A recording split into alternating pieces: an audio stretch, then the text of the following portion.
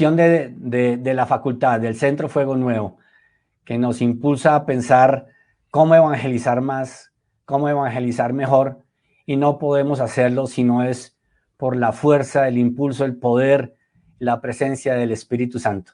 Y qué mejor iniciar pues partiendo de la base, de la palabra, de la reflexión bíblica, de la acción del Espíritu Santo en la palabra, en el texto bíblico. Padre Fidel, muchísimas gracias por acompañarnos. Así que dejamos la sala para que conduzca esta primera conferencia agradeciéndole. Muchas gracias, Padre Fidel. Con mucho gusto. Bueno, un saludo muy especial a todos los que en esta noche han aceptado la invitación. Esta serie de conferencias, 5 conferencias que han sido tituladas Nuevo Pentecostés en la Iglesia de hoy. Los saludo a todos con mucho gusto y también a ti, Fabio, y al equipo del Centro de Nueva Evangelización Fuego Nuevo de la Facultad de Estudios Bíblicos, Pastorales y de Espiritualidad de Uniminuto. La experiencia que llamamos de Pentecostés es una gracia que ha renovado a la Iglesia Católica en los últimos 70 años. Es una gracia de la Iglesia desde sus orígenes, es el tema de esta noche.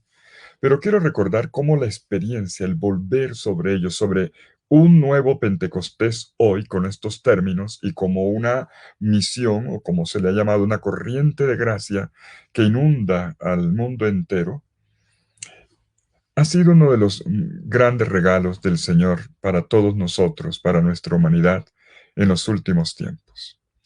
Y la Iglesia y el mundo seguirán siendo renovados si nosotros proponemos esta experiencia con decisión. Una gran efusión del Espíritu Santo sobre la Iglesia y sobre el mundo entero sigue ocurriendo también hoy, ahora. Así no estemos en la fiesta litúrgica de Pentecostés. A propósito de esto, de que Pentecostés es una experiencia siempre vigente, continua, hasta cotidiana, nos lo había recalcado el Papa Pablo VI, después del Concilio Vaticano II, en una de sus intervenciones en el año 1972, cuando el Papa Pablo VI decía así, no, el fuego de Pentecostés no se ha apagado en la Iglesia de Cristo. Si bien ya no se manifiesta con el ímpetu arrollador de aquel primer instante, y aunque en algunos momentos de crisis y en cierta situación de prueba permanezca velado por las cenizas humanas, no se ha apagado.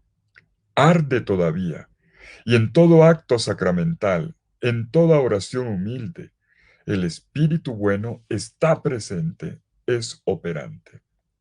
Y sigue el Papa Pablo VI entonces con esta frase contundente. Ahora, hermanos, ¿no ocurrirá así también en nosotros en esta hora privilegiada?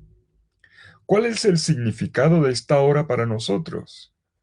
Si no es el de una extraordinaria epíclesis. Epíclesis es invocación del Espíritu. Una extraordinaria epíclesis, es decir, de una extraordinaria llamada del Espíritu Santo sobre nosotros y sobre todo lo que nos rodea. Bueno, son palabras del Papa Pablo VI. Recuerdo hace algunos años, no muchos, en la Basílica de Letrán, estábamos un grupo de eudistas ahí también, en un encuentro con el Papa Francisco, cuando nos dijo a los que estábamos ahí, sacerdotes y laicos con contundencia, sigan proponiendo el bautismo en el Espíritu Santo y sigan también haciendo seminarios de vida en el Espíritu Santo por toda la iglesia. Bueno, fue mandato del Papa. ¿Por qué nosotros estamos tratando este tema en estos días, que no son días propiamente litúrgicos de Pentecostés y propiamente en el ámbito, en el recinto académico de una universidad? Por dos razones. Una incumbe directamente a Uniminuto como sistema universitario. En Uniminuto, como universidad, hemos asumido ya desde el primer párrafo de la segunda línea de nuestro proyecto educativo institucional, que a nosotros nos inspira el Evangelio, la espiritualidad de la renovación carismática católica, la doctrina social de la Iglesia, el pensamiento del padre Rafael García Herreros. Y ahí está mencionado expresamente la renovación carismática católica. Por eso este tema nos toca no en una fiesta litúrgica, sino es parte de nuestra inspiración universitaria. Por otra parte, nuestra Facultad de Estudios Bíblicos Pastorales y de Espiritualidad está llamada a reflexionar en un nivel más alto, a reflexionar, a hacer la teología, a mirar con una visión reflexiva, crítica, el significado y el valor de esta experiencia que vive la Iglesia. Es una de nuestras tareas. Y esto es lo que en estas 5 noches que comenzamos hoy, los invitamos a profundizar. Miren, vamos a hacer un recorrido indagando a fondo las características de esta experiencia vibrante, que está a la raíz de la existencia cristiana, de la tuya y de la mía, y que se actualiza como una gracia que renueva la iglesia a la faz de la tierra, en todos los tiempos, en todos los ambientes, regalándonos la llenura de Dios y enriqueciéndonos con dones y carismas. Es lo que queremos hacer en estos días. Las 5 conferencias nos van a presentar 5 dimensiones, 5 facetas. Todas ellas, en su conjunto, nos van a ayudar a suscitar una reflexión crítica. Repito, en ámbito universitario. Las de esta noche no son propiamente predicaciones sobre la vida en el espíritu, son reflexiones teológicas sobre la acción del espíritu en la praxis evangelizadora de la iglesia en los contextos actuales. Queremos recordarles a todos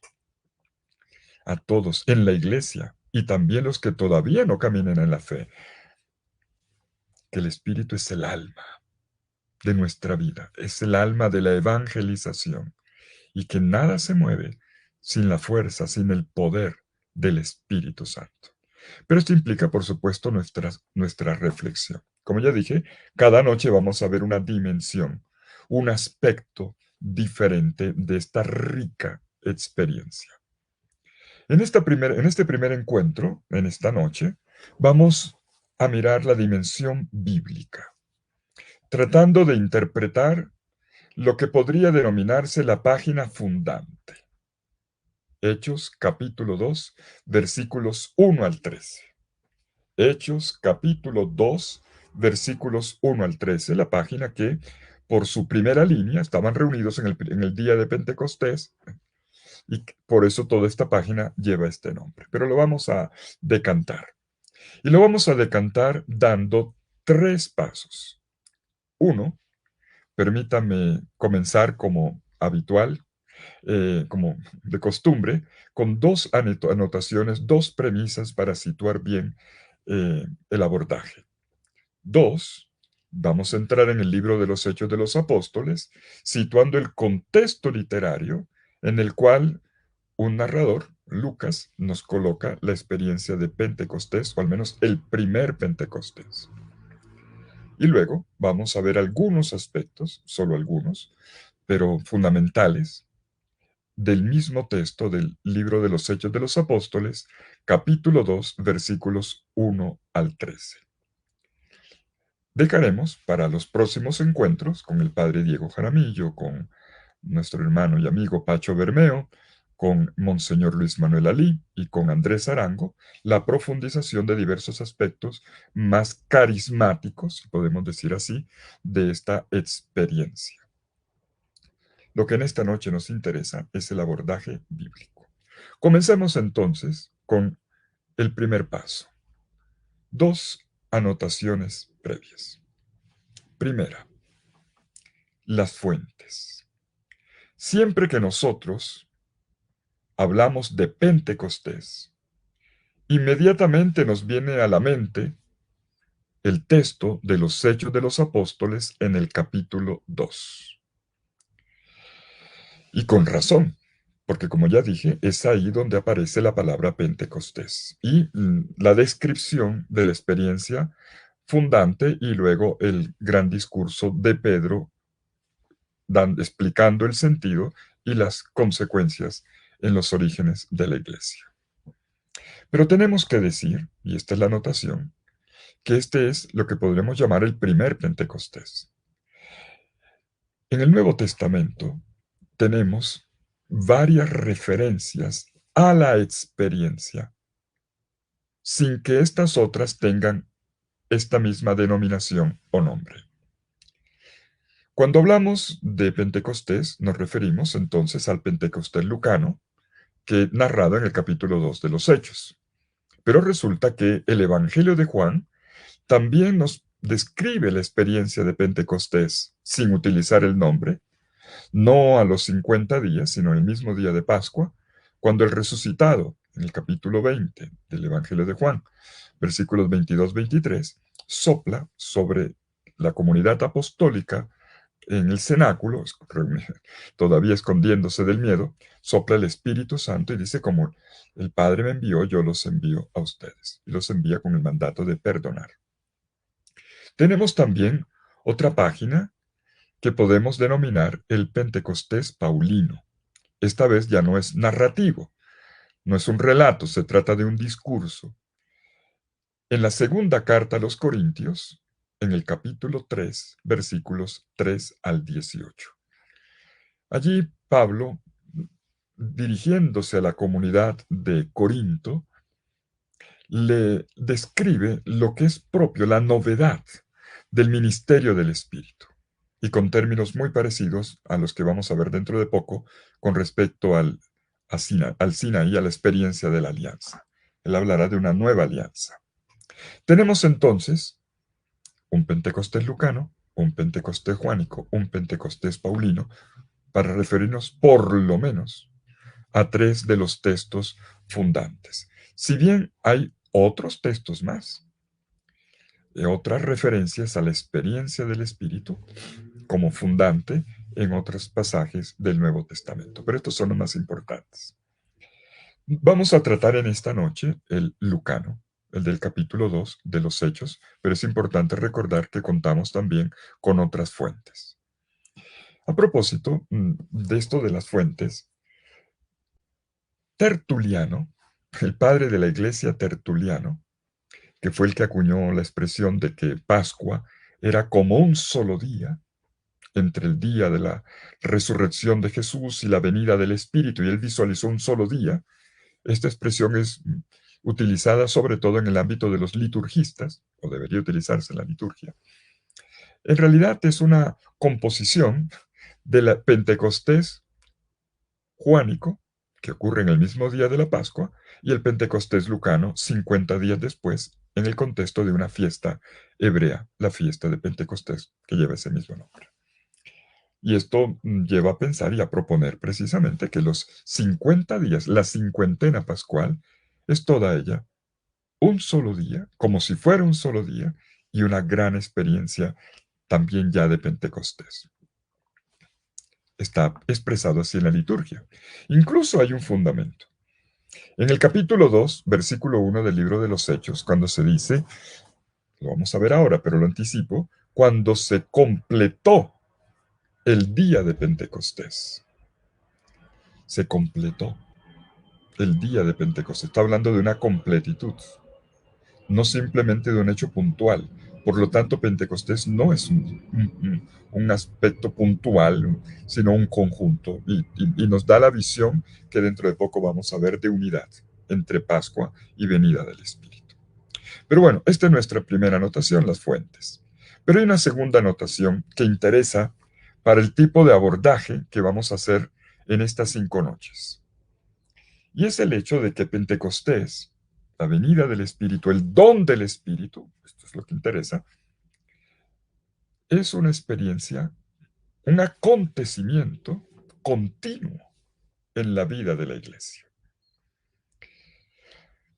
Cuando comenzaron los movimientos pentecostales, y yo espero que esto lo aborde un poco mejor el padre, o lo aborde, yo no lo voy a abordar en esta noche porque no es mi tema, cuando lo aborda el padre Diego Jaramillo, ¿de dónde viene esto de la experiencia de la renovación carismática católica? Hay una experiencia previa en las iglesias llamadas pentecostales, a comienzos del siglo XX, en las cuales, leyendo el texto que vamos a leer ahora, ellos revivieron tal cual lo que decía ahí. Para nosotros, los estudiosos de la Biblia, este punto es importante. Ciertamente, un texto es un texto y una experiencia es una experiencia, y lo que el Señor dice lo hace, no hay discusión. Y esto es lo que se afirma, y tal cual como dice ahí, con fenómenos y con lenguas, etc. Pero hay aquí un punto importante, hay una mediación hermenéutica. Un texto es un texto, la experiencia es la experiencia, pero hay una mediación interpretativa. Y en esta mediación interpretativa, que es la que nos ocupa, hay un elemento problemático o de interés para el estudio, y es el de la historicidad. El relato de Lucas es un relato más teológico, es decir, una redacción, una construcción para dar cuenta de una experiencia difícil de describir y le construye un relato. Algunos biblistas piensan en esa dirección. Por ejemplo, Gerard Rosé y un grupo de biblistas franceses recientes lo ven en esa dirección y dicen, pues, de historicidad más bien poco. Pero hay otro grupo de biblistas muy serios que piensan que no. Lo que Lucas nos cuenta tiene una dimensión histórica que no se puede negar. Y precisamente esa historicidad es la base de su experiencia continua. No simplemente el describir unos parámetros, un paradigma teológico que se traslada, sino un hecho histórico que puede ser vivido históricamente. Al respecto, permítame citar un biblista de la noche de la Biblia. Al respecto se ha pronunciado un gran biblista inglés, que se llama James Dunn. James Dunn, por cierto, murió el pasado 26 de junio, fresquito. Hace poco murió, con 80 años. Él escribió un libro que es referencial en los estudios sobre bautismo en el Espíritu, desde el punto de vista bíblico, titulado Jesús y el Espíritu. Y el subtítulo del libro es La experiencia carismática de Jesús y sus apóstoles. Este libro es de 1975, sigue siendo referencial para los estudios que estamos realizando aquí al respecto, pero en el año 75 en realidad estaba retomando lo que había sido su tesis doctoral, publicada en el año 1970, con el título precisamente de Bautismo en el Espíritu. Y antes de morir, en esta última década, él se dedicó a una serie de publicaciones que tituló Comenzando desde Jerusalén, donde la maduración que ha tenido su estudio bíblico, su reflexión, su análisis, ya lo lleva a un nivel realmente contundente.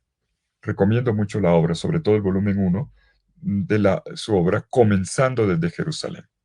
Es publicada en el año 2009 con traducción al español del año 2013.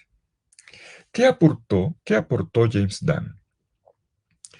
Su investigación se centró en el estudio de las tradiciones, de los orígenes de la Iglesia y de lo que la memoria custodiaba acerca de las experiencias fundantes. Se enfocó en eso. Y James Dunn está de acuerdo en lo que las tradiciones bíblicas y judías, posteriores al texto bíblico, las tradiciones judías, muchas de ellas rabínicas, han aportado para el significado teológico. Pero James Dunn insiste, en medio de su análisis, que es posible aproximarse a un fundamento histórico en el caso del Pentecostés lucano. Y dice Dunn que el movimiento de Jesús comenzó su experiencia, abro comillas, como una secta entusiasta, secta en el término sociológico, no del lenguaje popular, entusiasta al interior del judaísmo del Segundo Templo. Bueno, esto se puede constatar tanto en la obra lucana como en los escritos de San Pablo, donde con cierta frecuencia se alude a elementos carismáticos, las experiencias estáticas de éxtasis, las visiones, las profecías y los milagros de los que se habla en los libros de los Hechos de los Apóstoles y también en la literatura paulina, confirmarían este origen. Ahora bien, estas experiencias, eso sí, estas experiencias fueron interpretadas. Fueron interpretadas por las primeras comunidades en los orígenes. Y las interpretaron, ojo, como el cumplimiento de las esperanzas, la realización de las esperanzas, el cumplimiento de las promesas de las cuales ya habían hablado los profetas. Sabemos de los textos del Antiguo Testamento. Joel, que va a citar el libro de los Hechos, Ezequiel, Jeremías, para citar algunos, expresamente en la literatura profética. Jesús mismo, en el Evangelio de Lucas, utiliza el término. En el Evangelio de Lucas, capítulo 24, versículo 49, Jesús resucitado en el cenáculo le dice a la comunidad, y sepan que yo les envío al que mi Padre ha prometido. Yo les envío la promesa de mi Padre. Ustedes, por su parte, permanezcan en la ciudad hasta que sean revestidos de la fuerza de lo alto. Este texto de Lucas 24:49 aparece luego repetido, confirmado, duplicado en el libro de los Hechos de los Apóstoles en la introducción. En el capítulo 1, versículos 4 al 5 del libro de los Hechos, leemos esto. Mientras estaba a la mesa, el resucitado, mientras estaba a la mesa con ellos, les ordenó que no se ausentaran de Jerusalén, sino que esperaran, otra vez la palabra, promesa, sino que esperaran la promesa del Padre. Y la va a enunciar.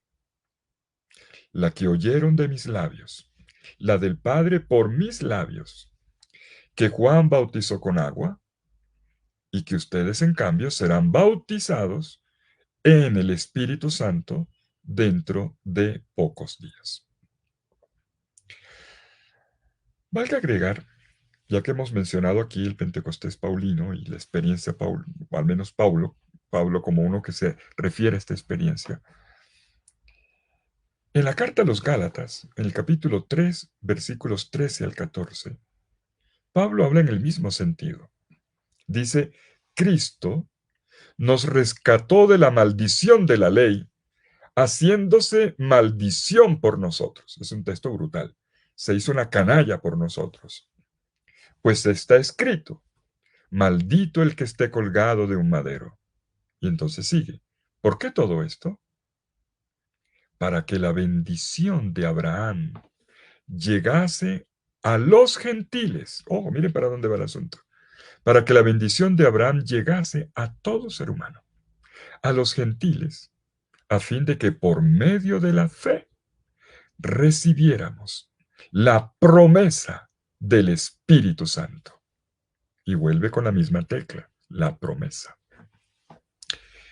En un texto deuteropaulino, quiero decir, del segundo Pablo, en la carta a los Efesios, en el capítulo 1, versículos 13 al 14, vemos cómo la tradición paulina sigue hablando en el mismo sentido.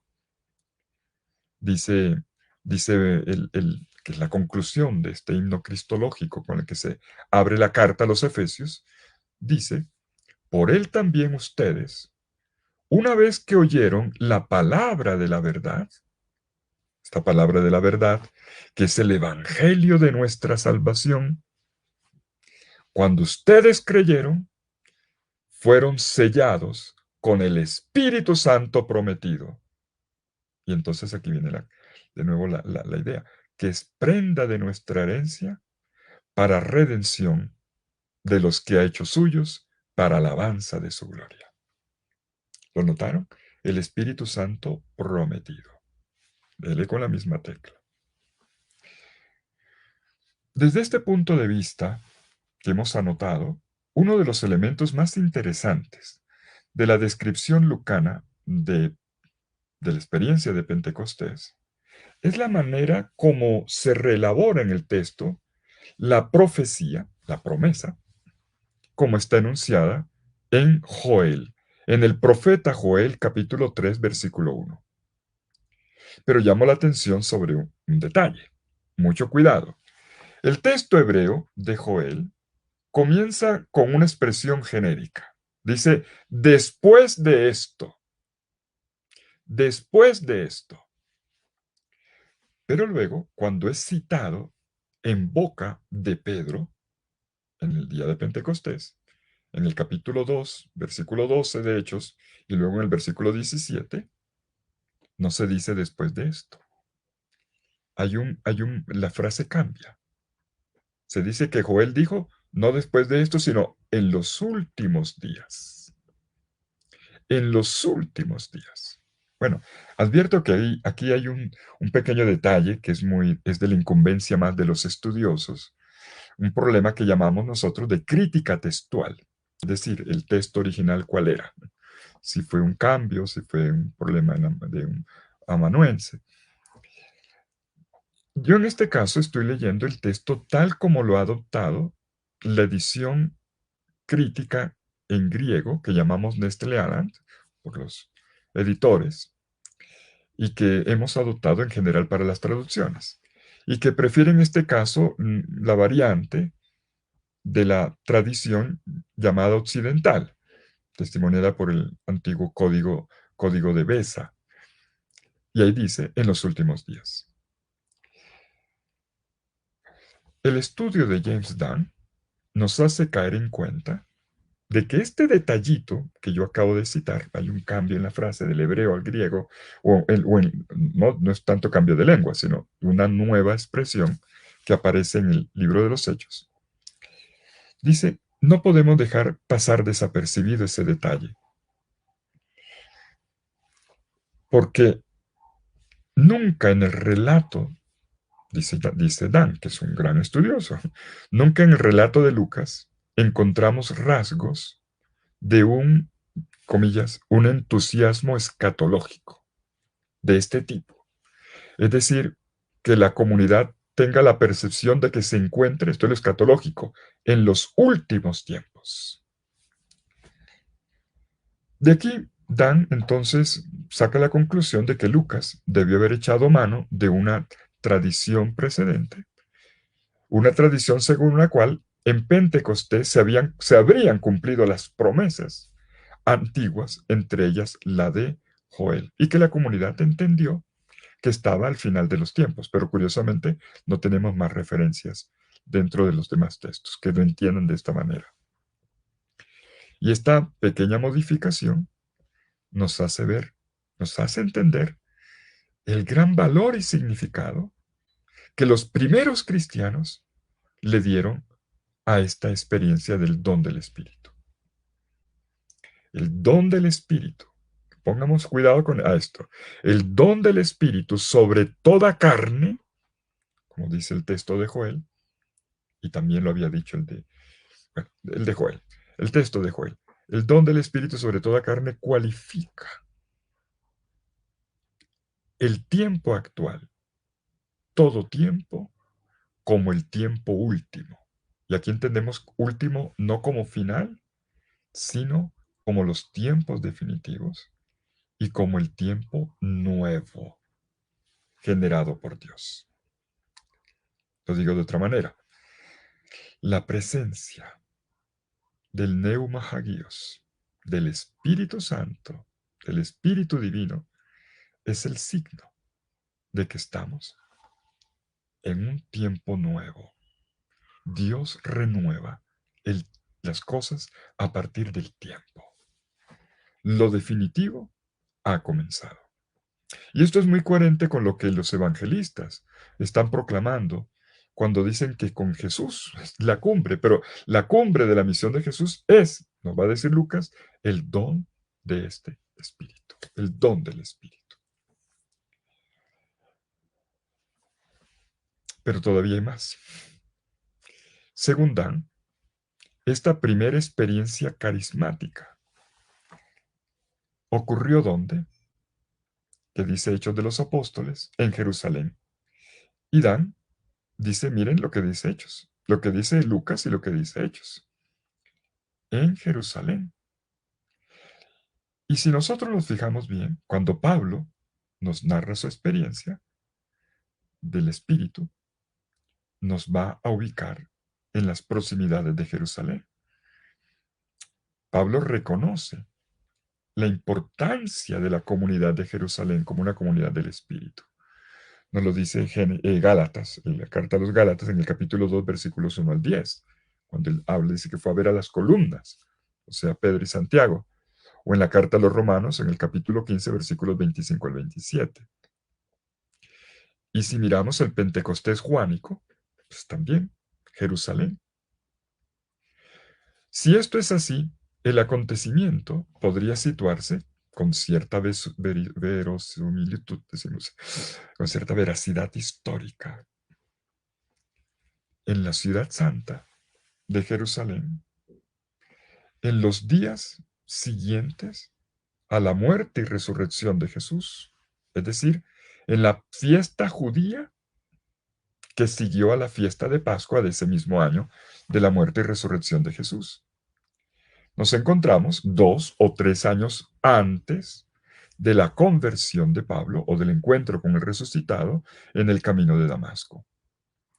¿No sería casual entonces que el hecho de que en la memoria de los primeros cristianos, estuvieran solo dos de las grandes fiestas de peregrinación que tenían como punto de convergencia la ciudad santa de Jerusalén? Las tres fiestas son Pesaj, Pascua, Shavuot, en griego Pentecostés, y la fiesta de Sukkot o de los tabernáculos. Por lo menos las dos primeras van a quedar en la memoria de los primeros cristianos. Y los primeros cristianos seguirán celebrando Pascua, pero desde Cristo. Y seguirán celebrando Pentecostés, pero desde el don del Espíritu. Los primeros cristianos no siguieron celebrando la tercera fiesta de peregrinación, que es la de las tiendas, curiosamente. ¿Por qué? Pregunta Dan. Estoy siguiendo el estudio de Dan sobre la historicidad. ¿Por qué estas dos fiestas y no las tres? Porque en ellas ocurrieron experiencias fundantes, eventos extraordinarios que marcaron para siempre la vida de la comunidad. La Pascua y la venida del Espíritu. La muerte y resurrección de Jesús y el don del Espíritu. Y estas dos van a ser vistas en unidad. Pentecostés como plenitud de lo que ocurre en la Pascua, como quiero notar enseguida.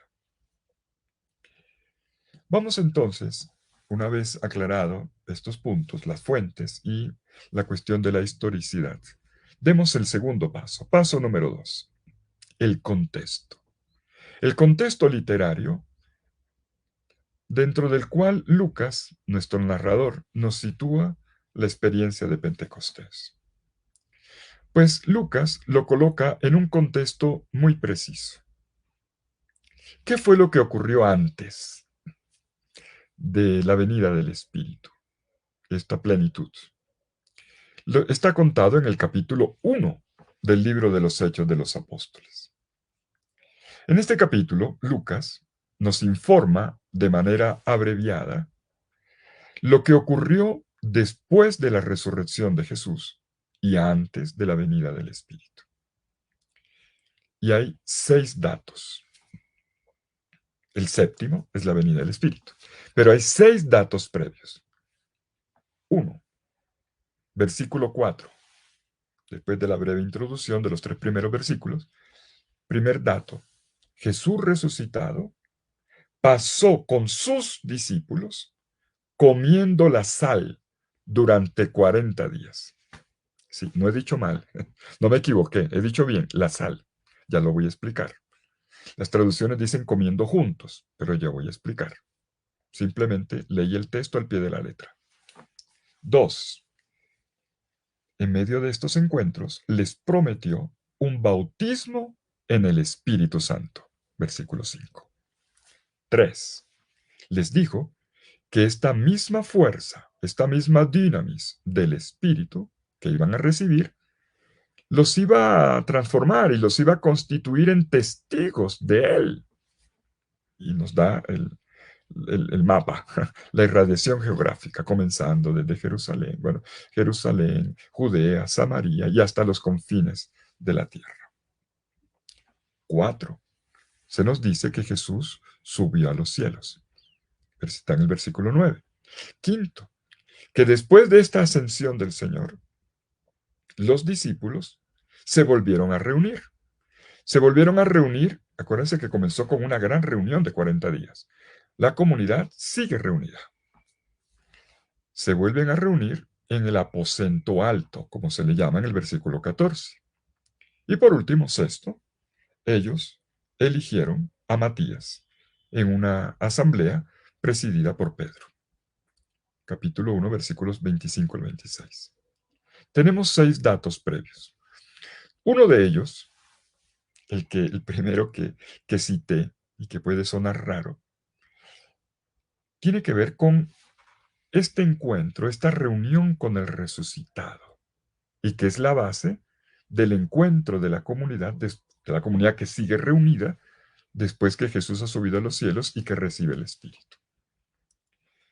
El versículo 4 del capítulo 1 del libro de los Hechos se traduce casi siempre de esta manera. Mientras estaba a la mesa con ellos, les mandó no ausentarse de Jerusalén, sino que esperaran la promesa del Padre, la que oyeron de mis labios. Dice. Sin embargo, tengo que decirles que el texto griego, con el que inicia la frase del versículo 4, la palabra puesta, que aparece ahí es sinalizomai. Sinalizomai. Sinalizomai es una palabra compuesta de una preposición sin, que se traduce con, y de un verbo que proviene de la palabra griega halas. Halas, que significa literalmente sal. Por lo tanto, literalmente, el texto dice, comer juntos la sal. Estaban comiendo juntos la sal.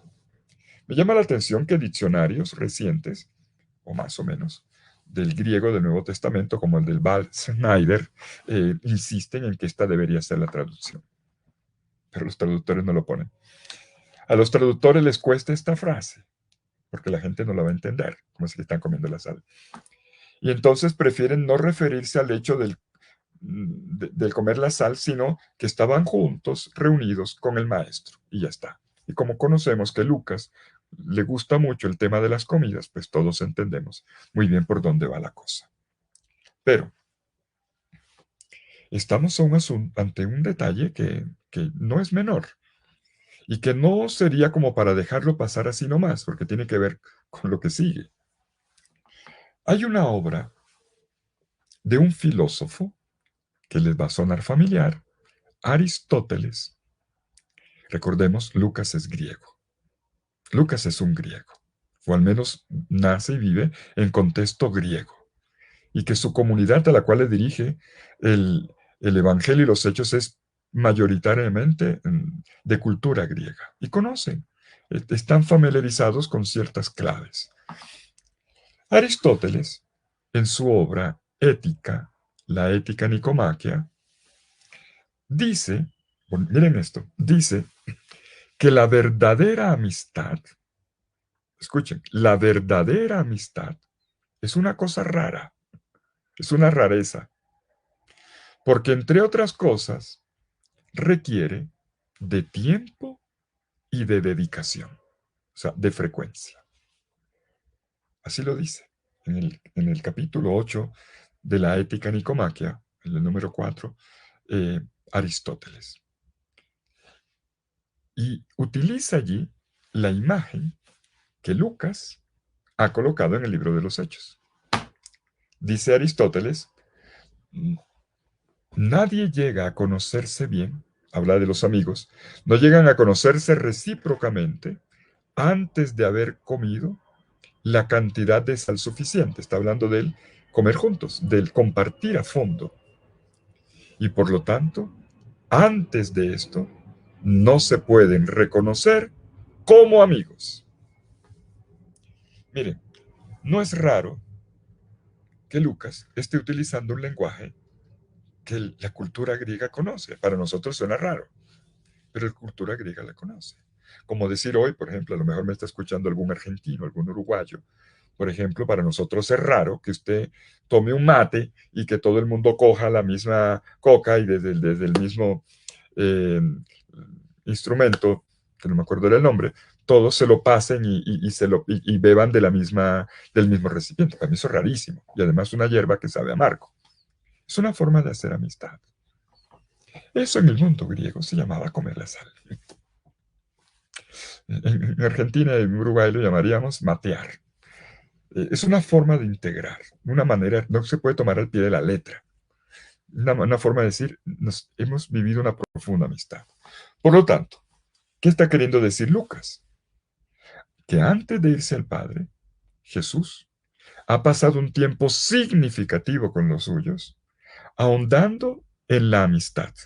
Y lo ha hecho durante 40 días, que es un número que aquí no necesita explicación, ya que tiene una fuerte connotación bíblica, como dice el versículo 3 del capítulo 1. Y no es cualquier tipo de relación la que se está estableciendo, restableciendo. Estos discípulos son los discípulos que han pasado por la tragedia de la cruz del Maestro, que como los discípulos de Maús les ha costado entender, que se han escandalizado con esto, y a ellos se les podían aplicar las palabras de Cleofás en el camino. Es que van 3 días y no pasa nada. Jesús ha recuperado la esperanza, ha rehecho en ellos la expectativa, los ha instruido de nuevo, los ha centrado. Y esto el relato lo ha dicho, comiendo juntos la sal. Cuando ustedes quieran profundizar esto que acabo de decir, y esto de dónde lo saca el padre Fidel, bueno, son estudios bíblicos, está en el texto griego además. Pero quien quiera profundizar, les recomiendo un texto. Papa Benedicto XVI, en su obra Jesús, en su libro Jesús de Nazaret, volumen 2, es una trilogía, son 3 volúmenes. En el segundo volumen, donde el Papa explica de la entrada en Jerusalén hasta la resurrección, hay una página donde aborda lo que yo acabo de decir, por si acaso alguno tiene dudas. Bueno, pasemos del contexto, ahora sí, ya hemos pintado el ambiente según el texto mismo, de los Hechos de los Apóstoles, vámonos al capítulo 2. La séptima, vimos 6 acciones previas, la séptima. Es una coincidencia, naturalmente. No creo que Lucas estuviera pensando aquí en el número 7, pero es una bonita coincidencia. Siguiente acción, capítulo 2, la séptima acción, la venida del Espíritu Santo. La parte narrativa, todo el capítulo 2, hay que leerlo como la experiencia fundante. Pero la parte narrativa de los versículos 1 al 13, que es la que yo voy a subrayar, no está desconectada para nada del discurso que Pedro pronuncia lleno del Espíritu ante aquellos que acuden frente a la eventualidad. El primer gran discurso querigmático de la Iglesia. De hecho, los primeros 13 versículos, la narrativa de la experiencia, son la preparación del discurso. ¿Por qué? Porque el punto cumbre de la parte narrativa está en el versículo 12. Cuando la gente que ha acudido al aposento alto, o al menos afuera, en la calle, para ver qué ha ocurrido, de ellos dice el narrador. Miren el versículo 12. Estaban todos asombrados y perplejos, diciéndose unos a otros. Todos se miraban la cara, ¿no? ¿Pero qué es esto? ¿No? ¿Qué puede ser esto? El texto griego, yo prefiero aquí el griego, perdónenme. Ti theleituto einai. ¿Qué quiere decir esto? ¿A dónde apunta? ¿A dónde lleva esto? A Thelei, celos. ¿A dónde lleva esto? ¿O qué quiere esto llegar a ser? Literalmente. Esto es lo que yo quiero que veamos esta noche, ya enseguida. El discurso de Pedro es la respuesta a esta pregunta. Quedémonos solamente en la parte narrativa, por razón de tiempo. El relato del acontecimiento en Hechos 2, 1 al 13 podría subdividirse en tres partes. Primero, el versículo 1 solito, versículo 1, es una introducción que, como ocurre en toda introducción narrativa, crea el escenario, colocando las coordenadas del tiempo, del espacio, de los personajes, y describiendo sobre todo la situación interna. Estaban todos en un mismo lugar. La segunda parte la distinguimos en los versículos 2 al 4. Se trata de una teofanía, de la manifestación. El Espíritu viene, pero está descrito según los parámetros, los formatos bíblicos de las teofanías. En este caso, tendríamos que llamarlo espiritufanía. Tenemos los elementos típicos de las teofanías bíblicas. Ruido, como de un viento fuerte, como de un huracán. Fuego, la mención del espíritu. Las lenguas, como de fuego, que viene una y se deposita y luego se reparte en los apóstoles. Bien, tenemos aquí la teofanía. Dice el texto, en los versículos 2 al 4, de repente sobrevino del cielo un ruido como de un viento que irrumpe impetuosamente y llenó toda la casa en la que se hallaban. Entonces se les aparecieron unas lenguas como de fuego, que se dividían y se posaban sobre cada uno de ellos. Y quedaron todos llenos. Este es el Pentecostés, la llenura de Dios, del amor de Dios que es el Espíritu. Y quedaron todos llenos del Espíritu Santo y comenzaron a hablar en otras lenguas, según el Espíritu les concedía expresarse. Ya vamos a volver sobre esto. La tercera parte, en nuestra subdivisión, la delimitamos en los versículos 5 al 13. La multitud de judíos que residen, así dice, que están en Jerusalén, acuden al evento y notamos una doble reacción. La gente está asombrada, una parte está asombrada, unos preguntan y otros sacan enseguida conclusión, inclusive con ironía. Están borrachos. Bueno, estos versículos 5 al 13, la tercera parte, podemos también partirla en cuatro. El versículo 5, primero, o A, vemos aquí que hay un grupo de testigos ajenos al evento, que no lo han vivido, vienen de fuera de este evento portentoso. Dice los versículos 5 y 6, habitaban, residían en Jerusalén judíos, ojo con el detalle, son judíos, no paganos, hombres piadosos venidos de todas las naciones que hay bajo el cielo. Al pronunciarse aquel ruido, al producirse aquel ruido, se reunió la multitud y quedó perpleja. ¿Por qué? Porque cada uno les oía hablar en su propia lengua. Segundo elemento de esta tercera parte, ¿ve? Versículos 7 y 8. Podemos llamarlo el estupor. El estupor generado y expresado además a través de preguntas. Concretamente dos preguntas. Dice los versículos 7 y 8, estaban asombrados y se admiraban diciendo, ¿es que no son galileos todos estos que están hablando?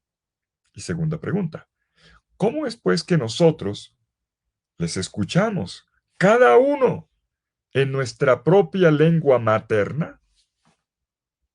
Y viene el elemento número 3. elemento C, versículos 9 al 11, que es la enumeración de los diversos pueblos. Tenemos la lista: partos, medos, elamitas, habitantes de la Mesopotamia, de Judea y de Capadocia, del Ponto y de Asia, de Frigia, Panfilia, de Egipto y de la parte de Libia próxima a Cirene, forasteros romanos, así como judíos y prosélitos, cretenses y árabes. Les oímos hablar en nuestras propias lenguas las grandezas de Dios. Y por último, la última parte de esta tercera parte, el elemento D, la pregunta final. La pregunta final y una anotación irónica. Estaban todos asombrados y perplejos, otra vez, repite la expresión, asombrados y perplejos, diciéndose unos a otros, ¿pero qué puede ser esto? Dice. Otros, en cambio, dice Lucas, decían burlándose, están borrachos. Vamos a ver. Lo que ocurre en el cenáculo es un momento fundamental para la vida de la comunidad discipular. El relato está descrito de tal manera que, que queda impregnado en la mente de todo lector. Es un relato fácil de recordar, inclusive hasta de reconstruir escénicamente. Se trata de un evento único, sin duda. Único en el sentido de, digamos que esto va a ser vivible, pero un evento que ha sido preparado con cuidado en el Evangelio, cuando el resucitado anunció el don del Espíritu, la promesa, como ya dijimos, Lucas 24:49, y como lo había reafirmado en el capítulo 1 de este libro de Hechos. En este mismo primer capítulo, precisamente, ya notábamos una sincresis, o sea, un paralelo griego, entre lo que ocurre ahora y lo que ocurrió con Jesús al inicio de su ministerio. Tenemos aquí un paralelo entre el Evangelio y Hechos. La historia del bautismo de Jesús había sido preparado también, cuidadosamente preparado, por un Juan Bautista. Y Jesús había inaugurado su misión en la sinagoga de Nazaret, precisamente con una afirmación sobre la unción del Espíritu. Evangelio de Lucas, capítulo 4, versículo 18. El Espíritu del Señor está sobre mí porque me ha ungido. ¿Para qué? Para evangelizar. Para evangelizar. Esto vamos a lo mismo que aparecer en Hechos, es para predicar. Es un espíritu profético, para anunciar la buena nueva a los pobres. Y sigue el texto de Isaías. Así como en el Evangelio, esta unción da inicio al ministerio público de Jesús, lo inaugura. Lo mismo ocurre con la misión de la iglesia, también una unción del Espíritu. Y ambos debidamente preparados. El Espíritu es dado como un don, y no solo a la iglesia, sino a la humanidad entera, que a través de la potencia suscitada por esta dinamis, en aquellos que son transformados en los testigos, en los predicadores, en los anunciadores, el mundo entero podrá recibir ahora, gracias a esto, el anuncio del Evangelio de Jesucristo. Veamos rápidamente los detalles de nuestro texto. Hechos capítulo 2, versículos 1 al 13. Dije que tenía 3 partes, ¿verdad? Y que la tercera tenía todavía 4 más. O sea, se subdividía. Veamos el comienzo. Versículo 1. La ubicación escénica. Al cumplirse el día de Pentecostés, dice el texto, estaban todos juntos en un mismo lugar. Permítame que lo lea en griego porque hay unas anotaciones sobre el texto original que quiero hacer. Kai en to simplerustai ten gemeran tes Pentecostés esan pantes homo epito auto. Leído despacito para que todo el mundo entienda, ¿verdad?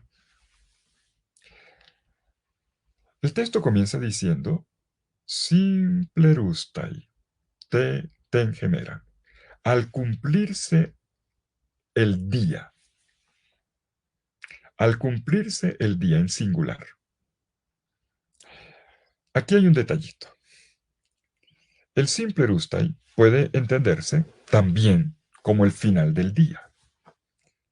Cuando se cumplió el día en el sentido de cuando se acabó el día. Sin embargo, esta no sería una buena interpretación, porque generaría una contradicción, porque enseguida se va a decir que eran las 9 de la mañana, entonces obviamente no era el fin del día. Entonces la interpretación es otra. Estamos al final del día 50, quincuagésimo, en griego, Pentecostés. Es decir, cuando se completaron las 7 semanas. 7 por 7, ¿cuánto es? 49, ¿verdad? Tenemos 7, es el número perfecto, los 7 días de la semana, creación, multiplicado por 7, la creación perfecta. Es decir, tenemos aquí el tiempo perfecto. El tiempo perfecto no es 50, es 49. Pero se celebra al día siguiente que se ha completado el tiempo. Y por eso, o sea, el quincuagésimo. 50 es la celebración de lo que ya está completo. Se está celebrando algo que está completo, realizado, y por eso el término simplerustai, que tiene que ver con el término plero, que es plenitud, algo lleno, algo completo de parte de Dios, nos da la indicación interpretativa. Resulta que estamos al final, cuando ya se han completado las 7 semanas, en hebreo se dice Shavuot, y ese es el nombre que los hebreos prefieren decir. Ellos no le llaman Pentecostés. Pentecostés es una palabra griega, o queda para los judíos de lengua griega. Un hebreo dice Shavuot, o sea, y Shavuot significa semanas. Las 7 semanas, 7 por 7.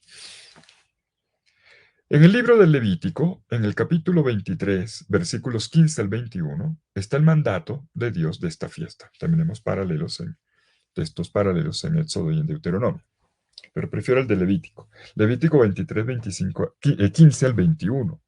Allí se habla de las 3 fiestas, las 3 grandes fiestas de peregrinación que tienen como punto, como eje, como foco de atracción, la ciudad santa y concretamente el templo de Jerusalén. La fiesta de Shavuot, que es después de las 7 semanas, se celebra el día 50, Pentecostés, se celebraba con peregrinación. Algunos permanecían los 50 días después de Pentecostés, otros venían expresamente. Todavía hoy se celebra con mucha fuerza en Jerusalén, entre nuestros hermanos hebreos. Y es curioso, esta fiesta, como tal, en el relato de Lucas, es secundaria. Es secundaria en el sentido, me explico. Interesa el sentido, pero Lucas no describe el ritual hebreo. No se describe para nada el ritual hebreo. Cómo lo celebra un judío, las ramitas que trae, la bendición, nada. Solamente a Lucas le interesa que era la fecha, nada más. Que en esa fecha. Pero el contenido que le pone es netamente cristiano. En esa fecha vino el Espíritu Santo. Se recibió el don del Espíritu Santo. Sin embargo, no es casual esta datación. La fiesta de Pentecostés o de Shavuot en hebreo tiene un origen agrícola. Es la fiesta para un mundo campesino, un mundo mayoritariamente campesino, la fiesta de la cosecha, de las cosechas. Bueno, de hecho hay 2 cosechas, de la cosecha del grano, después vendrá la cosecha del, de la uva, que así coincide con octubre. La fiesta de la cosecha. Y está relacionado con Pascua. La Pascua, que se celebra al comienzo de la primavera, termina el invierno, comienza la primavera, comienzan a aparecer los brotes, renacen los campos después del apagón biológico aparente que tienen durante el invierno, porque igual hay vida. Vuelve todo a florecer y comienzan los frutos. Ahora se recoge lo que comenzó a florecer o a reverdecer en Pascua. Por lo tanto, hay una conexión. La finalidad de la Pascua no es solamente el paso del Mar Rojo. Ya lo celebraron con el paso, con el Pesaj en hebreo. La finalidad es otra, la de la Pascua. Es vivir en la libertad para poder hacer el pacto, para poder ser elegidos y elegir en la libertad. Sin libertad no hay amor, y esto es la experiencia de alianza. Y esto ocurre en el Sinaí. Pentecostés, para la mentalidad hebrea, es la celebración del don de la ley en el Sinaí, como está narrado en el capítulo 19 del libro del Éxodo, donde inclusive encontramos fenómenos similares a lo que se nos narra en el libro de los Hechos de los Apóstoles. Alguna aproximación. Sobre todo les recomiendo para los que quieran ver más detalles en Éxodo capítulo 19, versículo 18. Pónganle cuidado a ese versículo. Por lo tanto, para los primeros cristianos no era ajeno este sentido judío, pero para ellos la plenitud del don que viene de la Pascua, de la libertad, del ser pueblo y de la alianza, no es un texto escrito, no es el don de la Torá escrita, es el Espíritu Santo. Por eso la interpretación paulina del capítulo 3 de los Hechos es importante. Cuando Pablo dice que ustedes, le dice a los corintios, ustedes son una carta de Dios, escrita no en tablas de piedra, con esta tabla de piedra que se está refiriendo a las tablas de la ley, sino en los corazones. No con tinta, sino con Espíritu Santo. Pablo estaba muy afín, Pablo es hebreo además, era muy afín con este sentido. Iba a hablar de que la letra mata, pero que el Espíritu es el que da vida. Ese es el sentido. Además, conecta muy bien con la profecía de Jeremías, capítulo 31, versículos 31-34, de la ley escrita en los corazones, no de tablas, no de manuales, no de códigos de policía, de convivencia, sino una nueva vida, una vida renovada en el espíritu y que te sale espontáneamente el querer vivir según Dios, porque está lleno de Dios. Pero agrego todavía más, mis queridos amigos, mis queridos estudios de la Biblia. Según una antigua tradición hebrea, Yalkut Shimoni, el Yalkut Shimoni, también se relaciona esta fiesta, nada más y nada menos que con el rey David.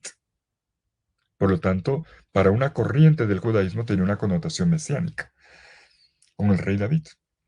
Porque se decía en el Yalkut Shimoni que David había nacido en una fiesta de Pentecostés y que había muerto en una fiesta de Pentecostés. Esa es una tradición hebrea.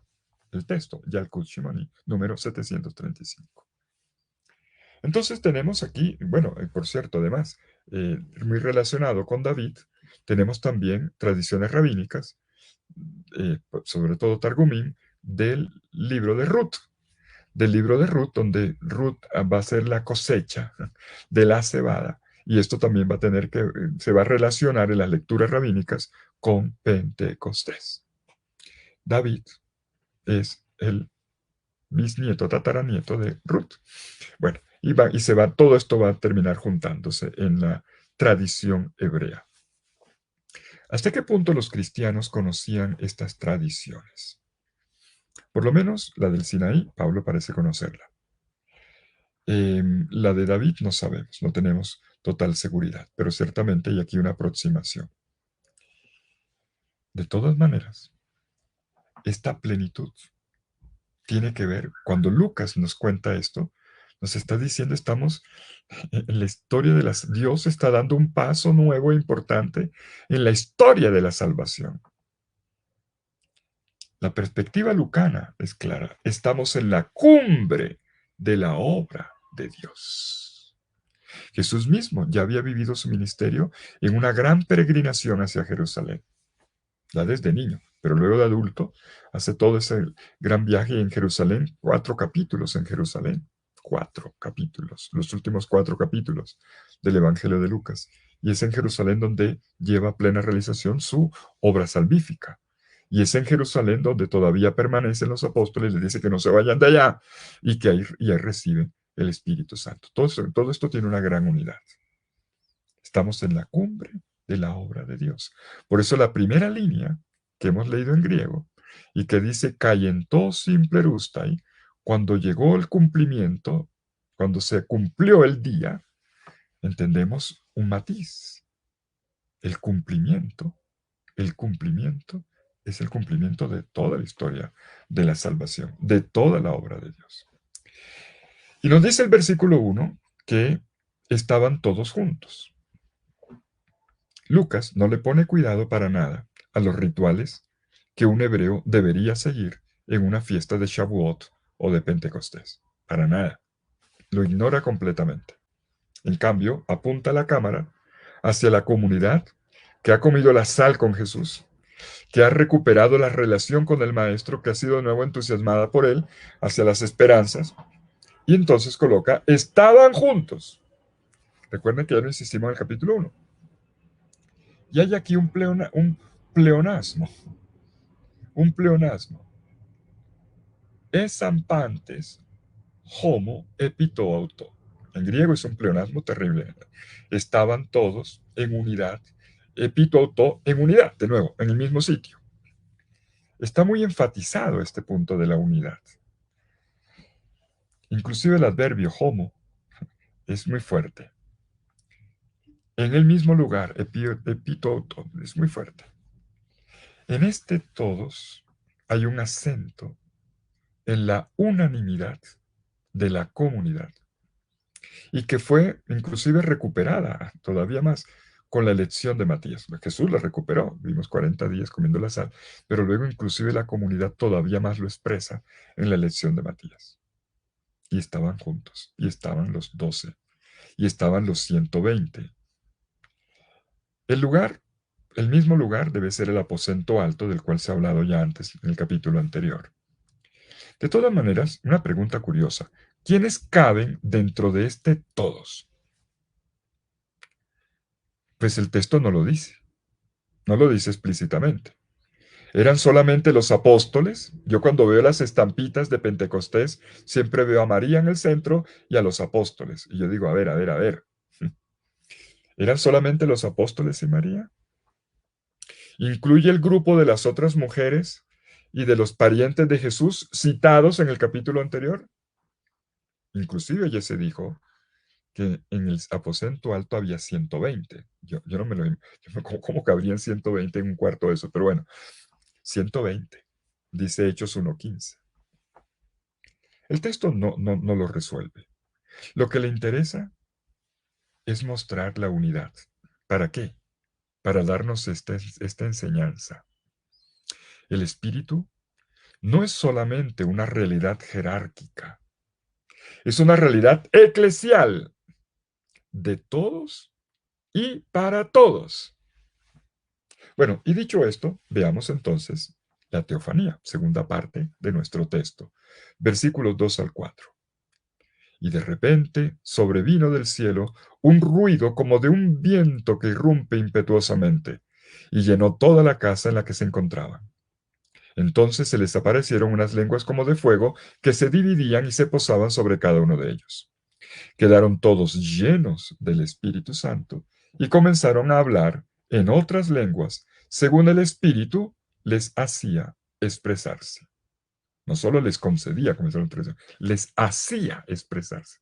El Espíritu les hacía expresarse.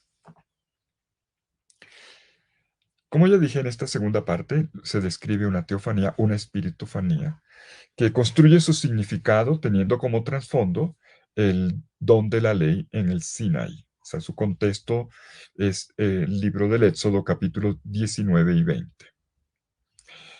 Pero más, hay más todavía. Debemos concluir que para Lucas la venida del Espíritu es un nuevo Sinaí. Algunos lo afirman con convicción, sí. Otros lo ven apenas como una posibilidad.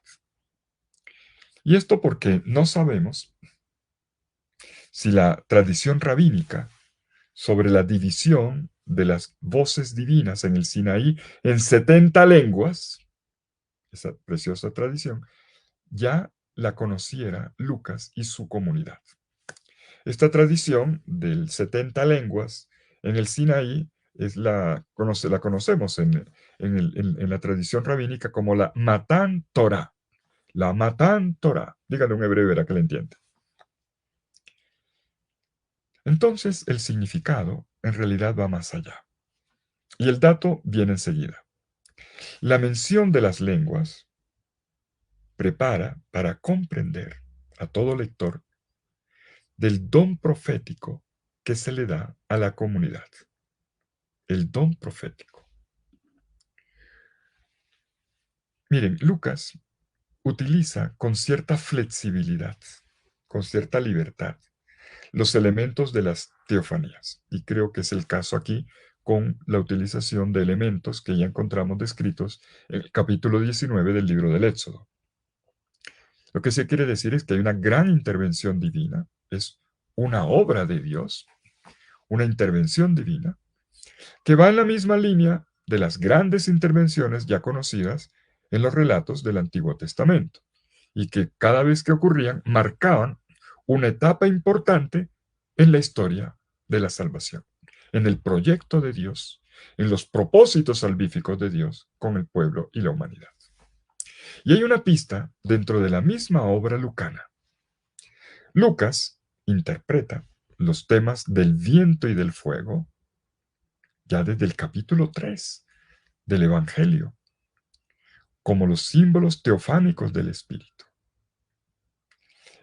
Juan Bautista habla de que él bautizará en Espíritu Santo y fuego, Lucas 3:16. Y esta sería la obra del Jesús resucitado, porque durante su ministerio público pues no aparece, de Jesús resucitado, porque de hecho él mismo lo retoma, lo vuelve a anunciar, casi con las mismas palabras, del Bautista en el capítulo 1, versículo 5 de los Hechos de los Apóstoles. En este sentido, el bautismo en espíritu, predicho por Juan Bautista y por Jesús, por el mismo Jesús resucitado, se cumple. Y es un don de él. Lo va a decir luego, se va a decir más adelante en el capítulo 2, versículo 36. Dice que, bueno, que se ha realizado, bueno, ya desde antes del versículo 33, que él subió al cielo y entronizado a la derecha del Padre, ha derramado.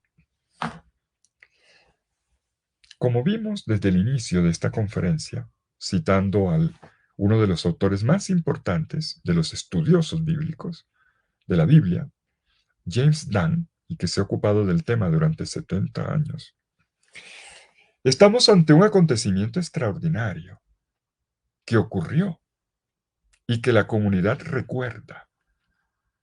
Y lo que más recuerdan, es lo que sigue, es el fenómeno de la xenolalia, ¿no? De la xenolalia, o al menos así queda registrado en el relato. Xenolalia en hablar en lenguas extranjeras. Xenos es extranjero. Ahí viene xenofobia, odio al extranjero. Xenolalia, hablar en lenguas extranjeras. Lucas nos está diciendo con convicción que Jesús envió su espíritu en los inicios de la iglesia, como experiencia originante de la iglesia. Y esta es la finalidad del relato. Y de este don viene el testimonio. En primer lugar, para el pueblo hebreo. Y luego vendrá una segunda etapa con la apertura a los paganos, a los no judíos, a los no hebreos. y que se va dando progresivamente a lo largo del relato del libro de los Hechos. El Pentecostés samaritano con Felipe y luego confirmado por Pedro, que mandado desde Jerusalén. En cierto modo el bautismo del eunuco, donde no se habla de un bautismo en el Espíritu, sino solamente en agua. De la misión encomendada a Saulo en el capítulo 9, cuando el Señor lo llama en el camino de Damasco y le pide que sea el apóstol de los paganos, pero sobre todo, y es el texto cumbre, en los capítulos 10 y 11 del libro de los Hechos de los Apóstoles, el bautismo de Cornelio. Digo cumbre en el sentido de que ya es pleno este don del Espíritu, porque ya abarcó no solo a los judíos, sino también a los paganos. El paso de los hebreos a los paganos, o sea, del pueblo elegido, a todos los pueblos de la tierra, en esta gran evangelización, en esta gran efusión del Espíritu sobre el mundo, se dio progresivamente a través de una serie de eventualidades. No lo hicieron tan simple, ¿eh? No fue tan de buena gana, fueron las persecuciones las que los empujaron. Si miramos el versículo 5, notamos que se dice que había allí judíos residentes en Jerusalén, judíos devotos. Se ha discutido si son peregrinos de la fiesta, porque el texto dice residentes, y son residentes que viven allá, no vinieron de lejos.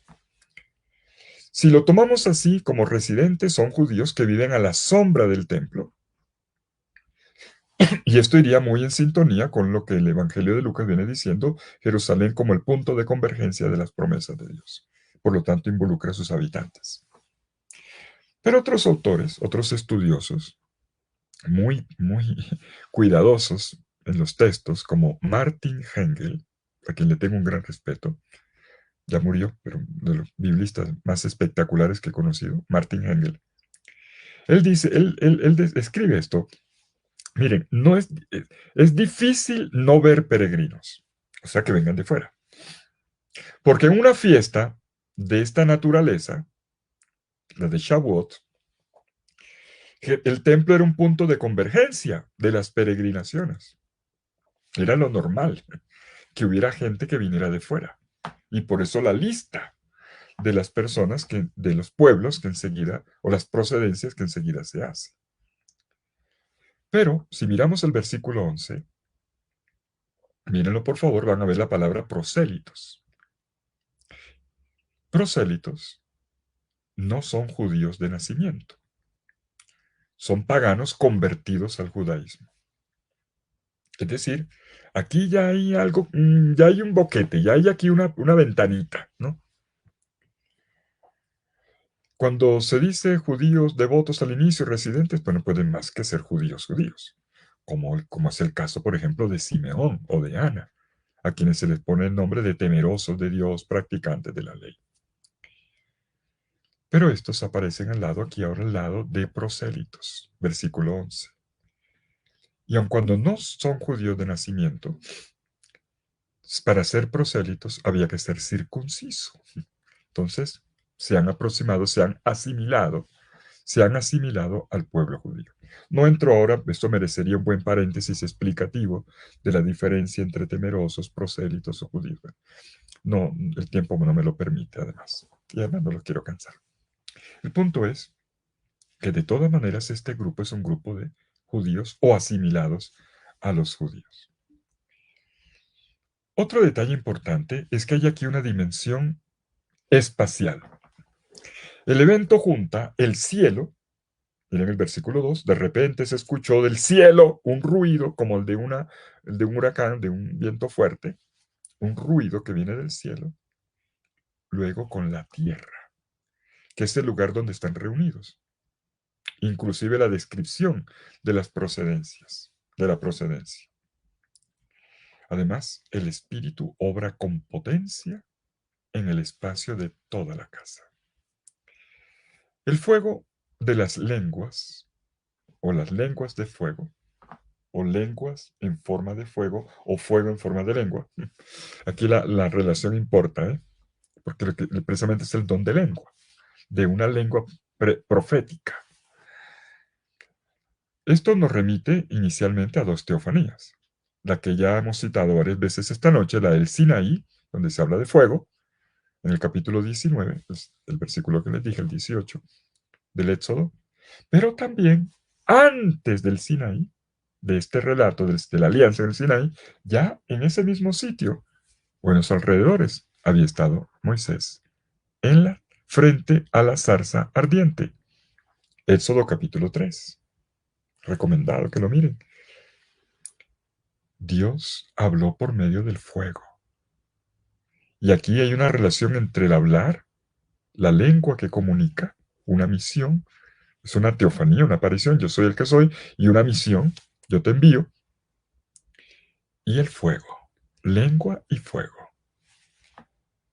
Por lo tanto, la imagen anticipa el tema central de la experiencia de Pentecostés.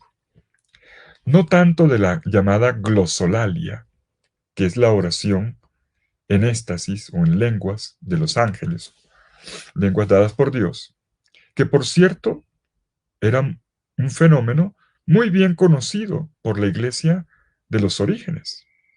Eso está testimoniado en 1 Corintios 13:1, Corintios 12:14, 40 y otros. Aquí se está hablando más de la xenolalia, un milagro único. No lo vemos en ninguna otra parte del Nuevo Testamento. Un milagro único en todo el Nuevo Testamento. Permítame citar un trabajo de una biblista, a quien le tengo mucho respeto, italiana, María Luisa Rigato. María Luisa Rigato, en el año 2000, en la revista bíblica, en el número 40, páginas 443-451, propone una lectura súper interesante del evento de Pentecostés.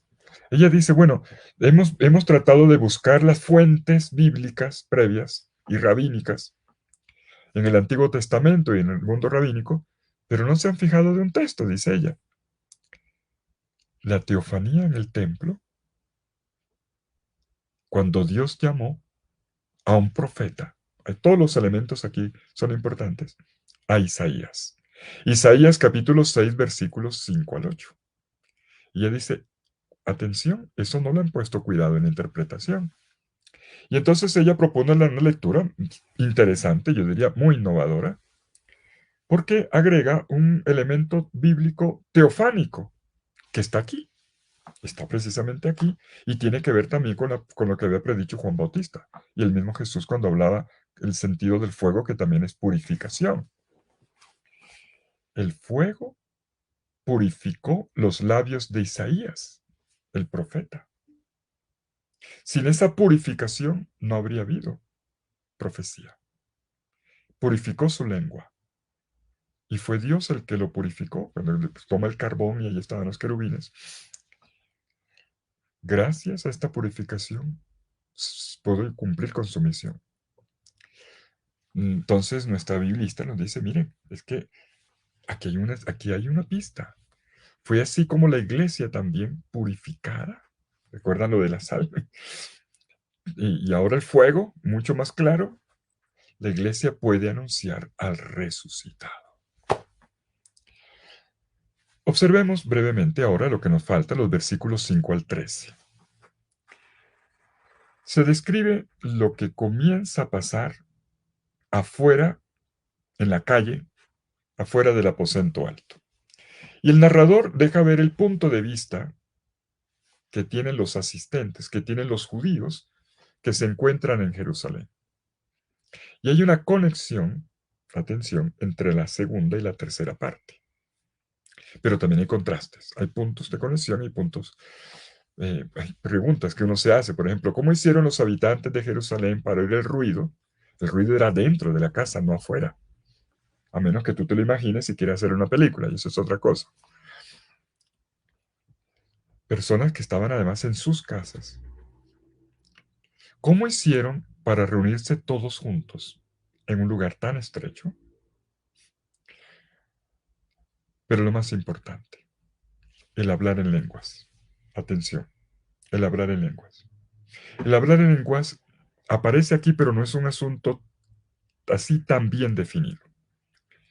En los versículos 1 al 4 que acabamos de ver, el Espíritu, se ha dicho, los capacitó para hablar en lenguas extranjeras, la xenolalia. Y en los versículos 6 y 11, cuando la gente dice, pero no los entendamos entendiendo en nuestra lengua materna, se tiene la impresión de que todo el mundo está entendiendo en su propia lengua lo que los apóstoles dicen en arameo. Entonces, ¿es que ellos hablan en arameo y cada uno lo entiende desde su lengua? ¿O ellos hablan las lenguas todas de los diversos lugares de donde proceden las personas o las que están citadas allí? No es fácil resolver el asunto. Hipótesis las que quieran, pero no es fácil. A menos que hagamos conjeturas acomodaticias, que es lo que mucha gente hace. La hipótesis explicativa que durante los últimos tiempos más ha hecho carrera en el mundo académico, esto es una conferencia académica, perdónenme, entre los biblistas, es que por detrás del relato hay varias fuentes. Si Lucas conoce varias fuentes, las pegó y una se refería más, ponía más el acento en una cosa y la otra más el acento en la otra y que no se preocupó por pulir mucho, sino que pegó. Resultado, pues, este contraste que vemos aquí. Esa es una explicación literaria posible, una hipótesis. Pero ha hecho carrera y tiene cierto consenso entre los biblistas porque sabemos que estos son textos que vienen de la tradición y que han sido cosidos. En gran parte son así. Y el punto de partida, sí, es el de la xenolalia, la capacidad de hablar lenguas extranjeras.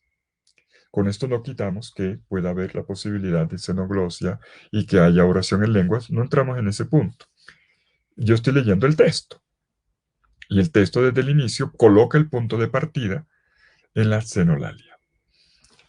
La iglesia, entonces, por el don del Espíritu, podrá hablar las lenguas de los paganos, no de los judíos, ya se la hablan. La lengua de los paganos, ¿para qué? Para expandir por el mundo entero la potencia vivificante del Evangelio de Jesucristo. Y por eso es importante la lista de los pueblos que aparecen ahí, excepto uno, que son los judíos que se mencionan expresamente, todos son paganos. Son los países donde residen judíos. Allí ellos viven en diáspora.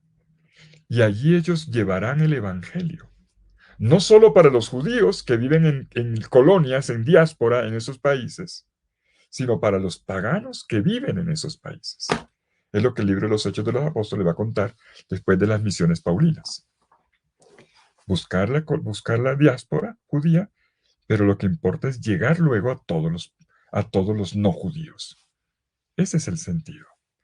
La palabra de Dios tocando todo ser humano, en su realidad, allí donde está, en su cultura, en su experiencia.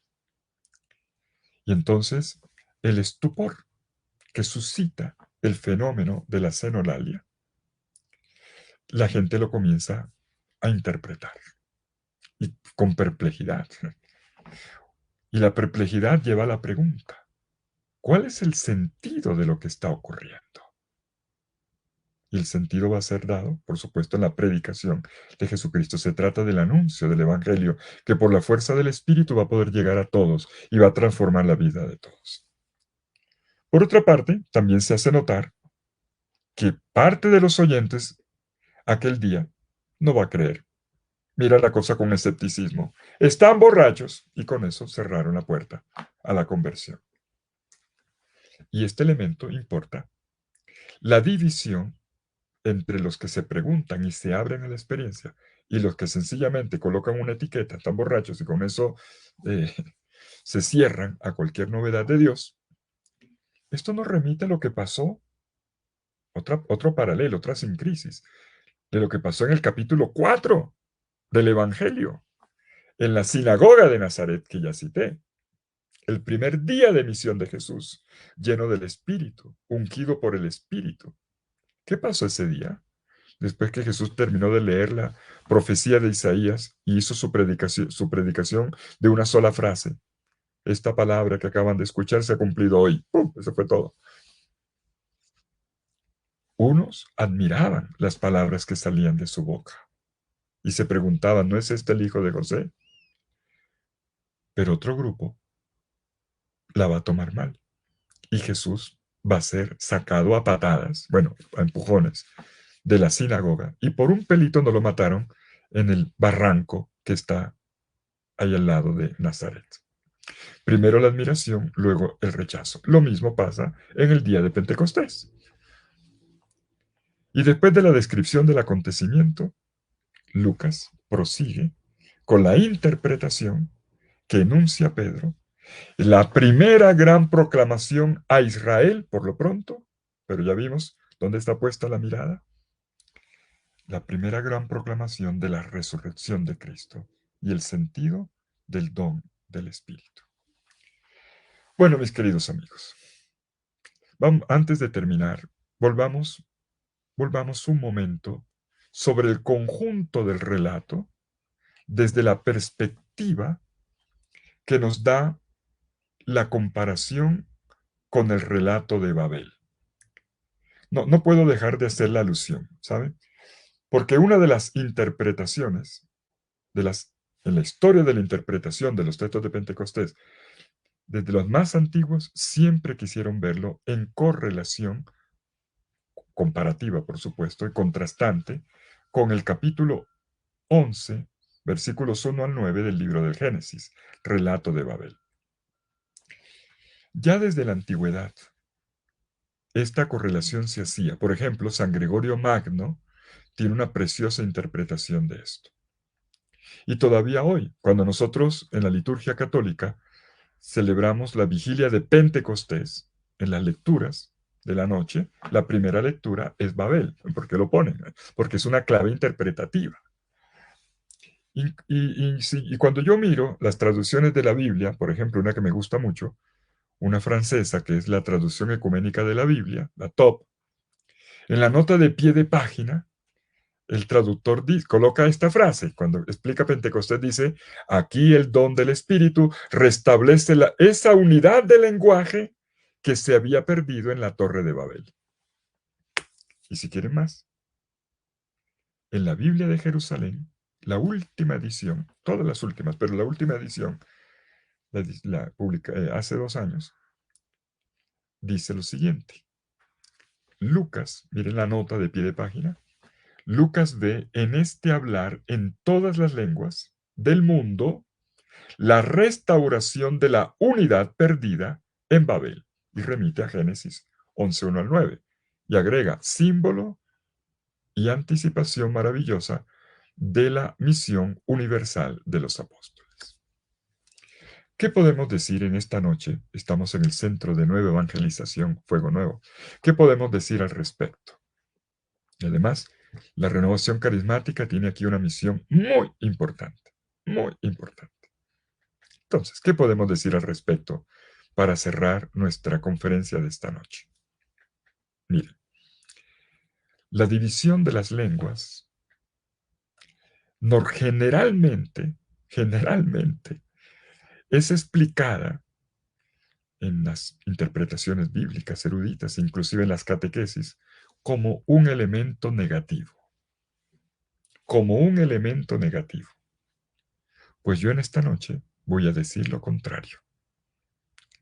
Si nosotros nos remitimos al texto mismo, a la teología del texto, de Génesis 11:1 al 9, y no a la polémica contra la civilización mesopotámica que está en el trasfondo de la redacción de Génesis, en esta parte, podríamos interpretar la confusión de lenguas como un elemento positivo. Quiero decir que la división en lenguas corresponde a la voluntad, al querer, al deseo originario de Dios para la humanidad. Me explico mejor todavía. Según el narrador de Génesis, miren la Biblia, por favor, lea la Biblia. El hombre y la mujer, según el ideal del Creador, desde el inicio de la historia, desde su creación, están destinados a dispersarse, a difundirse, a esparcirse, dispersarse como las semillas llevadas por el viento, que son llevadas lejos, para llevar vida lejos, para implantarse en otros ambientes, inclusive secos, lejanos, para crecer y dar fruto allí, para llenar de vida el mundo. El hombre y la mujer, dice Génesis 1:28, en el sexto día de la creación, cuando Dios en la pirámide de la creación coloca el ser humano, fueron creados para crecer y multiplicarse. Y ahí aparece la palabra y para llenar la tierra. Dice el texto, y Dios los bendijo y les dijo, crezcan, multiplíquense, llenen la tierra. Pues si nosotros miramos lo que ocurrió antes, en el versículo 22 de este mismo capítulo 1 del Génesis, del poema La Creación, es el mismo mandato que Dios le dio a los peces, para que llenaran, se dispersaran, nadaran por todos los mares, por todos los océanos, y a los pájaros para que llenaran todos los cielos. Y Dios los bendijo diciendo, crezca, multiplíquense y llenen las aguas de los mares, y que las aves se multipliquen en la tierra. Si mi interpretación es correcta, entonces no se trata en Pentecostés de encerrarse en un solo lugar.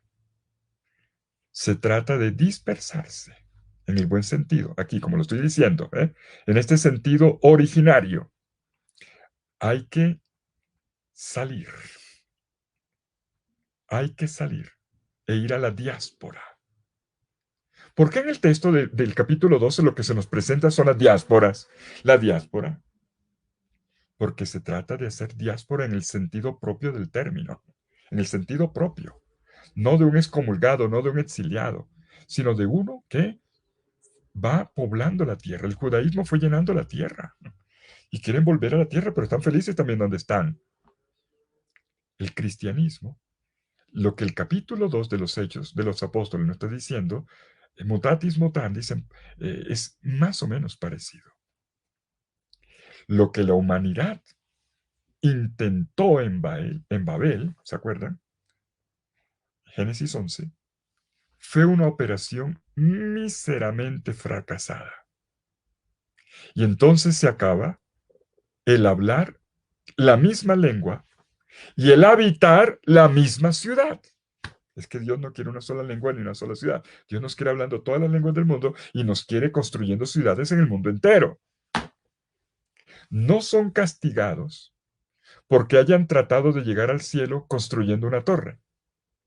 Como digo yo, para darle golpe de estado a Dios. Dios los detiene porque están buscando una unidad que no permite el diálogo, la diferencia, el contraste. Esto, el diálogo con el diferente.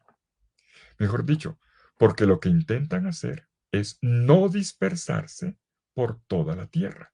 Miren el versículo 4 del capítulo 11 del Génesis y me entenderán. El castigo de Dios, o al menos el sentido del castigo aquí es la medicina que Dios les da, ¿cuál va a ser? La de descender, y Dios descendió.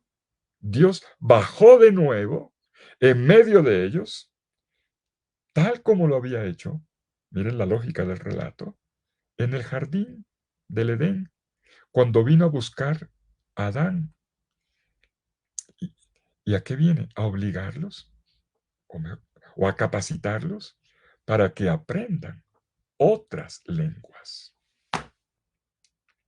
Como dice el versículo 8, el capítulo 11 del Génesis. ¿Cómo termina la historia de Babel? Dice, de esta manera, desde allí, el Señor los dispersó por toda la faz de la tierra y dejaron de construir la ciudad, o sea, de quedarse ahí. Mis queridos amigos, es otro enfoque. Y esta es nuestra misión. Desde nuestra experiencia, ¿a qué estamos llamados? en esta llenura del Espíritu. Ya en las próximas conferencias están cordialmente invitados, veremos otras dimensiones más profundas, espirituales, las lenguas, los dones, los carismas, bueno, todo eso vendrá. Yo esta noche quiero que quede claro esto en nuestra lectura del relato, que no quita ninguna de esas dimensiones, pero quiero mostrarles cómo, de la misma manera, la iglesia de Pentecostés, como ocurre ya desde este texto previo de Génesis, la iglesia de Pentecostés es la comunidad que empieza a hablar las lenguas de los otros y no una sola lengua. Estamos llamados a hablarle al corazón de la gente por diversos medios. Hoy lo hacemos con Internet, lo estamos haciendo a través de esta mediación virtual. Estamos utilizando los teléfonos inteligentes. Y vendrán otras formas, pero también encontraremos la forma de decirlo. Y llegaremos a la gente que está en la calle, y llegaremos a la gente que está en las oficinas, y llegaremos a los universitarios. Y aprenderemos el lenguaje de los jóvenes, de los millennials o centennials, como lo quieran llamar las nuevas generaciones, que a veces no nos... ¿Cómo les anunciamos a Jesucristo para vivir la experiencia con nosotros? Y ahí se va a dar la unidad. Y ahí construiremos fraternidad comiendo la sal, es decir, cultivando en la perseverancia esta hermosa fraternidad que nos regala el Evangelio y que hace acontecer el reino. Una comunidad en la alegría del Espíritu, liberada por la Pascua de Cristo, y que comienza a experimentar ese proceso positivo, ¿me entienden ahora? Positivo, de dispersión, que es la misión, que es la evangelización, y en la cual contribuirá, como dice el libro de los Hechos, o lo narra, notablemente contribuirá a la persecución, como también le pasó al maestro. Hay una frase de San Agustín, una homilía de Agustín, que retoma lo que en esta noche hemos hecho. Agustín es uno de los grandes intérpretes de la Biblia. Y miren ustedes cómo ya desde el siglo IV, un Agustín intuía la gran riqueza del texto de Pentecostés como experiencia fundante de todos los tiempos. Volvemos siempre a nacer en Cristo y abrir proceso con Él gracias a un nuevo Pentecostés. Dice San Agustín, ¿acaso, hermanos, no se otorga ahora, este es el tema de estas noches, no se nos otorga ahora el don del el Espíritu Santo? Quien piense lo contrario no es digno de recibirlo. También ahora se da. ¿Por qué entonces nadie habla en las lenguas de todos los pueblos, como las hablaban los que entonces estaban llenos del Espíritu Santo? ¿Por qué? Porque se ha cumplido lo significado mediante aquel hecho. ¿Qué cosa? Recuerden que cuando celebramos el día 40 después de Pascua, les indiqué que nuestro Señor Jesucristo nos confió la iglesia y después ascendió a los cielos. La iglesia reunida entonces en una casa recibió el Espíritu Santo y constaba de pocos hombres, pero, pero, pero estaba presente en las lenguas del mundo entero. En efecto, el que aquella minúscula iglesia hablara las lenguas de todos los hombres, ¿qué podía significar? Sino que en esta gran iglesia se hablaban las lenguas de todos los hombres, desde la salida del sol hasta su ocaso. Qué bonito esto que dice Agustín. Ahora se cumple lo que era una promesa. ¿Se acuerdan de la promesa? Escuchamos la promesa y vemos su cumplimiento. Escucha, hija, mira. A la reina se le dijo, escucha, hija, mira. Salmo 41:11. Escucha la promesa, mírala, mírala realizada. No te ha engañado Dios, no te ha engañado tu esposo, no te ha engañado quien dio como dote su propia sangre. No te ha engañado quien de fea te hizo hermosa y de ramera una virgen. Tú has recibido una promesa que eres tú misma. Promesa recibida cuando constabas de pocos y cumplida ahora que posees a tantos. Y concluye San Agustín, y yo también, que nadie diga, por lo tanto, he recibido el Espíritu Santo. Y entonces, ¿por qué no hablo las lenguas de mis hermanos, las lenguas de todos los pueblos?